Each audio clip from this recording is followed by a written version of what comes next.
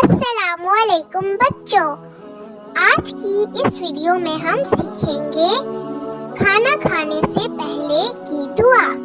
तो चले आए मिलकर हम सब इस दुआ को सीखते हैं।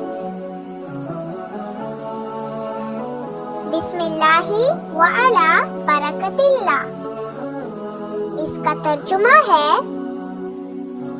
शुरू अल्लाह के नाम से और बरकत नाजिल हो इस खाने पर।